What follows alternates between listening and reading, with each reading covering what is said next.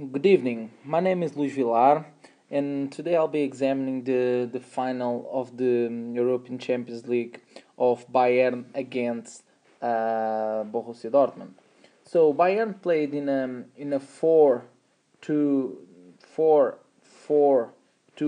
system of play with Alaba and Lam on the defensive wings, Ribéry and Robben on the midfielder wings, and Mandzukic and Muller on the front, while Borussia Dortmund play with four defenders, four midfielders, and two attackers. The same system of play. Both teams played on a 4-4-2 with Piszczek and Smeltzer on the defensive wings, Kuba and Grosskreutz on the midfield wings, and Royce and Lewandowski on the front. So when we examine the equilibriums of system of play, we see that Lewandowski and Royce played in the front, and Dante and Boateng was defending them on a 2v2 situation here, while on the other side of the field the same happened with Muller and Mandzukic against Hummels and Subotic on a 2v2 situation. While Schweinsteiger helped on the defense a bit more than Martinez, and Gundogan also a bit more than Bender, especially when playing with the ball. But mainly there was a 2v2 situation here, and all on the wings a 1v1 everywhere.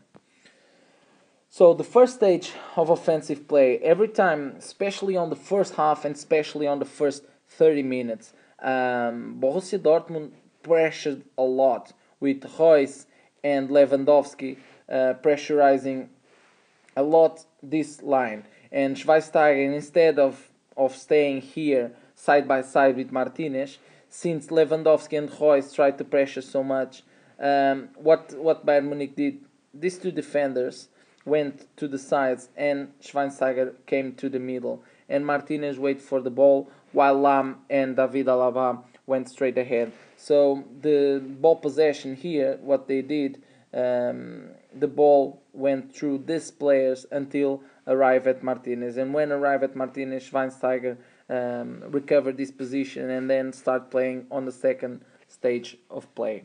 So the second stage of play was a bit like this. Schweinsteiger started bringing the ball ahead on the field, and Royce came to pressurize him, while Martinez stood a little bit on his left, and Mandzukic on the front, and Schmelzer always helped Hummels here, making the 2v1 against Mandzukic, and Robben was with a lot of space free, while on the other side Piszczek always very near Ribéry.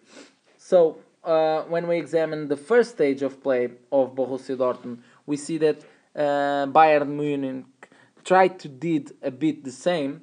That is, Muller and Mandzukic tried to pressurize Hummels and Gundogan, especially when the ball was here on the first stage of play.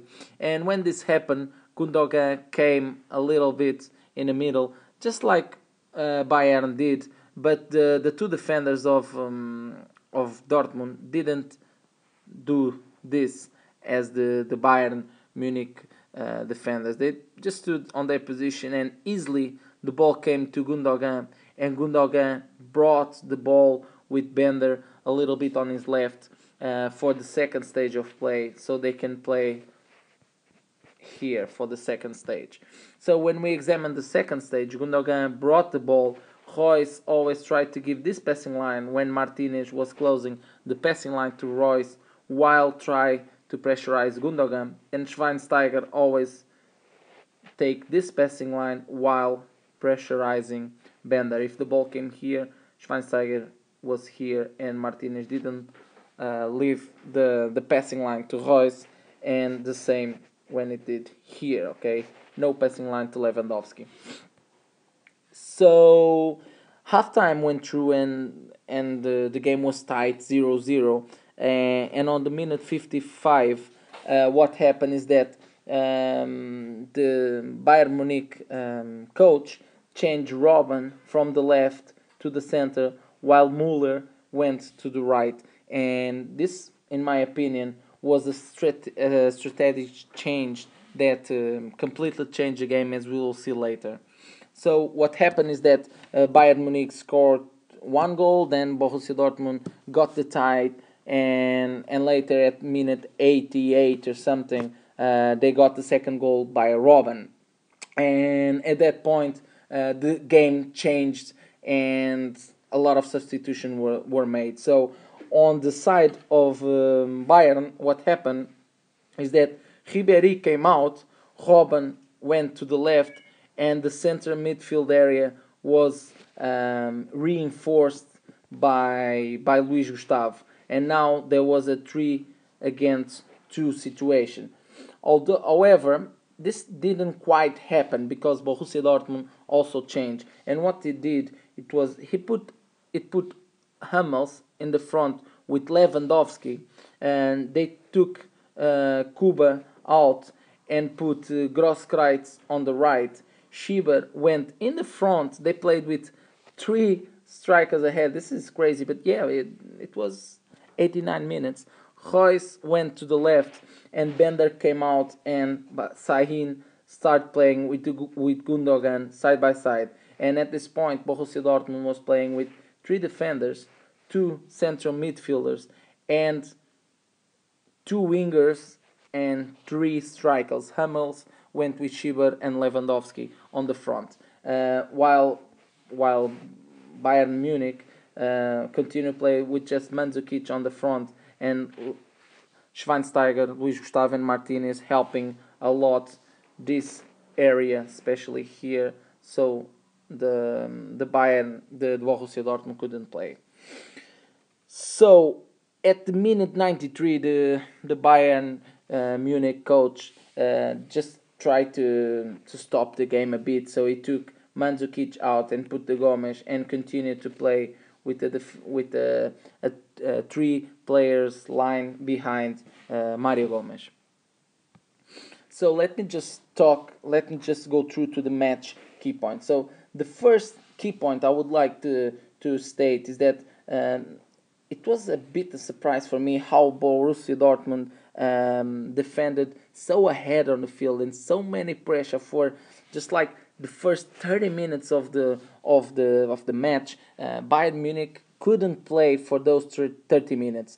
This was incredible. Borussia Dortmund could have scored 1 or 2 goals before halftime. That didn't happen, and I believe that changed the game that influenced a lot the game, as we will see later.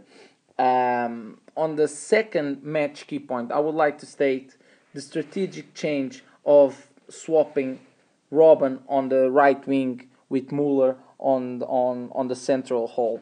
What happens that every time Robben went on the right, he always came to the middle to use his left foot. And Schmelzer was stopping Robben incredibly well. Bayern Munich could not play on the right wing. Every time Bayern Munich wanted to do something, he used the left wing because Ribéry was playing so much better than Robben. And as the coach of Bayern Munich changed Robben by Müller, Bayern Munich started using the space in between lines between Subotic and Hummels on the defensive line and Gundogan and Bender. So Robben really managed to use that space, and if you can see, both goals of Bayern Munich came from Robben. So one it was here diagonal from Robben to the left, and Mandzukic scored the first goal, and the second goal was it was a ball by Robben here. He entered here and just left the ball on the side. So two magnificent plays by Robben, but just when he started playing as a number 10 and not as a winger. So the third thing I would like to say is Bender's difficulty in closing the space between back and the midline. So this started happening for probably the last 20 minutes, and especially and mainly due to Robben's ability to play in between lines. So Bender was struggling to closing this space. Bayern Munich start putting the ball in between Gundogan in the middle line and Subotic and Hummels, and and Robben start playing here, and Bender's got a lot of difficulties in closing this space. And as I was watching the game, I was thinking, come on, Dortmund's coach gotta do something, because they are going to suffer a goal, because there was a lot of space in between these two lines, and it happened. So the fourth point that I would like to state, and again, there was a lot of space in between the mid and offensive line, between Gundogan and Bender and Royce and Lewandowski, especially again on the last 20 minutes. This last 20 minutes for Borussia Dortmund, they were struggling a lot. And if you can see this, I believe the point number 3 and the point number 4 can be due to the high pressure they made on the first half, and especially on the first 30 minutes. Maybe Jurgen Klopp wasn't expecting for the team for especially Gundogan and Bender to become so tired, and not being able to close the space between the defensive line and the forward line. That is, the defensive line between Hummels and Subotic, and the offensive line between Royce and Lewandowski. So I believe the last 20 minutes were really decisive for the closing score on this match. Bayern Munich they won, and they deserve it. So, and mainly I see this as a problem of Gundogan and Bender not being able to connect the forward and the defensive line. So this is my analysis. Don't forget to visit my website luisvillar.wix.com/science of football.